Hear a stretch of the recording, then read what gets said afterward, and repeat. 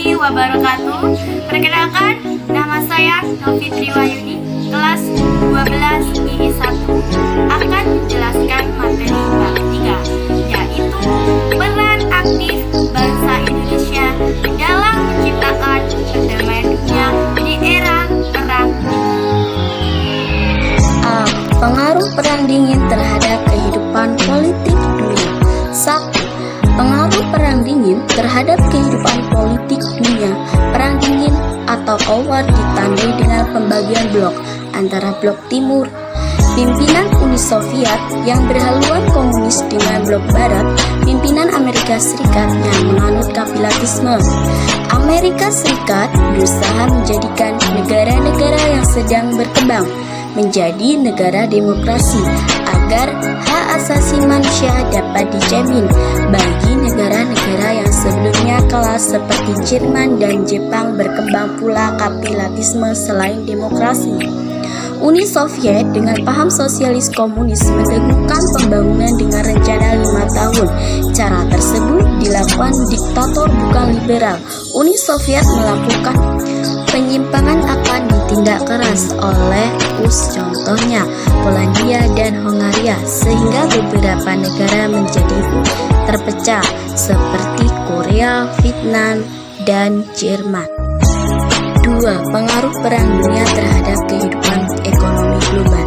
Amerika Serikat sebagai negara kreditur terbesar memberikan pinjaman atau bantuan ekonomi kepada negara-negara yang sedang berkembang berupa Marshall Plan.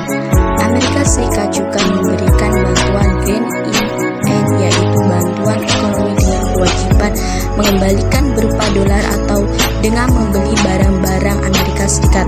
Presiden Truman mengeluarkan The Four-Point Program for the Economic Development in Asia berupa teknik dalam wujud perlengkapan ekonomis atau bantuan kredit yang berasal dari sektor swasta di Amerika Serikat yang disalurkan oleh pemerintah kepada negara-negara yang sedang berkembang. Dengan adanya Perang Dingin ini, maka berbagai bentuk kerjasama yang saling menguntungkan antara Eropa Timur dan Eropa Barat tidak dapat terjalin, karena negara-negara Eropa merasa khawatir jika suatu saat wilayahnya akan dijadikan sasaran adu kekuatan oleh kedua negara adikuasa tersebut. B. Bentuk-bentuk peran aktif bangsa Indonesia dalam meredakan Perang Dingin dan menjaga keamanan dunia. 1. Memprakarsai dan menjadi tuan rumah Konferensi Asia Afrika atau KAA. Konferensi Asia Afrika adalah sebuah konferensi tingkat tinggi yang dilaksanakan oleh negara-negara di Asia dan negara-negara di Afrika. Pertama kali diadakan di Bandung, Indonesia tanggal 18 sampai 24 April 1955. Latar belakang Konferensi Asia Afrika. 1. Letaknya berbatasan dengan mempunyai sifat geografis yang sama. 2. Persamaan nasib, sama-sama dijajah oleh bangsa Barat. 3. Menghadapi persoalan yang sama sebagai negara yang baru merdeka. Tujuan KAA. 1. Memajukan kerjasama persahabatan perhubungan di antara bangsa Asia Afrika. 2. Kerjasama dalam bidang sosial, ekonomi, kebudayaan di antara bangsa-bangsa Asia Afrika. 3. Turut serta dalam mewujudkan perdamaian dunia. Tokoh-tokoh pendiri KAA. 1. Muhammad Ali Bogra, Perdana Menteri Pakistan. 2. Sir John Kotelawam, Perdana Menteri Ceylon. 3. UNI, Perdana Menteri Myanmar. 4. Ali Sastromijoyo, Perdana Menteri Indonesia. 5. Jawaharlal Nehru, Perdana Menteri India. 2. Ikut memperkarsai pembentukan gerakan non-blok atau GNP.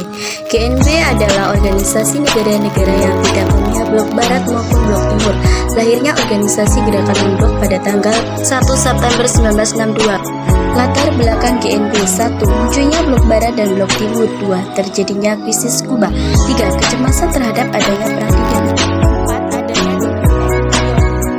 perang Indonesia dalam GNB. 1. Sebagai salah satu negara pemrakasa. 2. Sebagai salah satu negara pengundang pada konferensi tingkat tinggi GNB. 3. Pernah menjadi ketua GNB tahun 1992 sampai 1995. Tokoh-tokoh pendiri GNB. 1. Presiden Soekarno dari Indonesia. 2. Presiden Gamal Abdul Nasser dari Mesir. 3. Perdana Menteri Pandit Jawaharlal dari India. 4. Presiden Joseph Broz Tito dari Yugoslavia. 5. Presiden Kwame Nkrumah dari Ghana. 3. Ikut memperkarsai pembentukan ASEAN. ASEAN singkatan dari Association of Southeast Asian Nations adalah organisasi negara-negara kawasan Asia Tenggara dibanding ekonomi, sosial, dan kebudayaan berdasarkan deklarasi Bangkok tanggal 8 Agustus 1967. Latar belakang ASEAN. 1. Persamaan geografis. 2. Persamaan budaya. 3. Persamaan nasib, yaitu pernah dijajah oleh negara asing kecuali Thailand. 4. Persamaan kepentingan di berbagai bidang. Tujuan ASEAN. 1. Mempercepat pertumbuhan ekonomi, kemajuan sosial, dan perkembangan kebudayaan di Asia Tenggara. 2. Memajukan stabilisasi dan perdamaian regional Asia Tenggara. 3. Memelihara dan meningkatkan kerjasama yang bermanfaat dengan organisasi-organisasi regional dan internasional yang ada.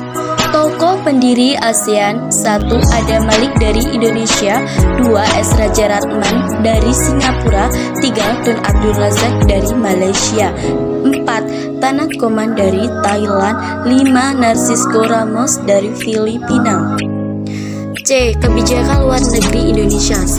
Politik bebas aktif. Politik luar negeri Indonesia menganut prinsip politik luar negeri yang bebas dan aktif sebagaimana telah diuraikan rumusan yang ada pada alinea 1 dan 4 pembukaan UUD 1945 merupakan dasar hukum. Jadi dapat disimpulkan bahwa politik bebas aktif adalah berkebebasan politik untuk menentukan dan menyatakan pendapat sendiri terhadap tiap-tiap persoalan internasional sesuai dengan nilainya masing-masing tanpa a priori kepada suatu. 2. Landasan politik luar negeri Indonesia. Muhammad Hatta mengemukakan bahwa Indonesia menjalankan politik luar negeri bebas aktif harus saling berkesinambungan. Landasan-landasan tersebut adalah A. Landasan ideal. Landasan ideal dalam pelaksanaan politik luar negeri Indonesia adalah Pancasila yang merupakan dasar negara Indonesia. B. Landasan konstitusional. Landasan konstitusional pelaksanaan politik luar negeri yaitu 1. Pembukaan Undang-Undang Dasar atau UUD. 2. Pasal dalam UUD 1945. C. Landasan operasional. Setiap pemerintah bebas membuat kebijakan sendiri tentang operasional politik luar negeri Indonesia. Kebijakan yang diambil tetap tidak boleh menyimpang dari Pancasila dan UUD 1945. Demikianlah video yang saya sampaikan. Kurang lebihnya saya mohon maaf. Saya akhiri.